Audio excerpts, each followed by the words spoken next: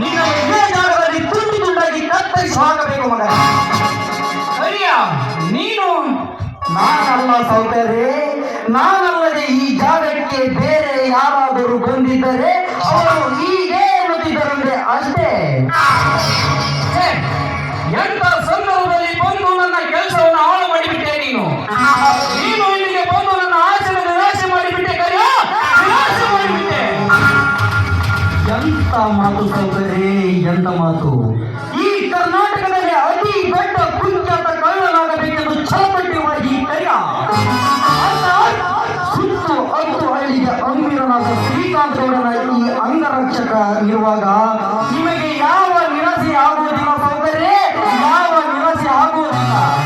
ಅಂದರೆ ನಿನ್ನ ಮಾತಿನಾರ್ಥ ನಾನು ಇಲ್ಲಿ ಮಾಡ್ತಿರುವುದು ತಪ್ಪೆ. ತಪ್ಪು ಸೌಕರ್ಯ, ತಪ್ಪು.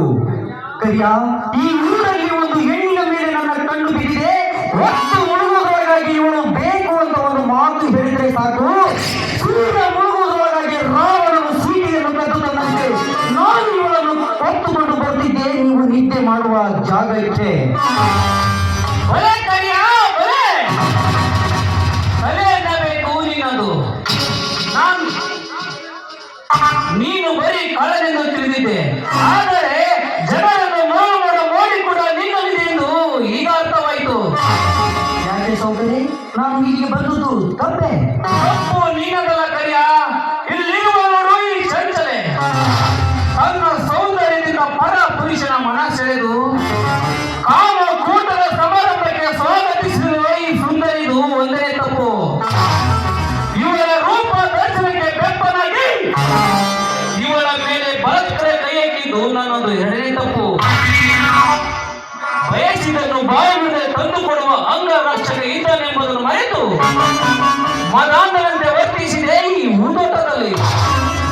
ಸೌಕರ್ಯ, ಅಂತೂ ನೀವು ನನ್ನ ಮೇಲೆ ಪ್ರೀತಿ, ವಿಶ್ವಾಸ, ನಂಬಿಕೆ ಇಟ್ಟಿದ್ದೀರ ಅಂತ ನನಗೀಗ ಸಂಪೂರ್ಣವಾಗ್ತವಾಯಿತು.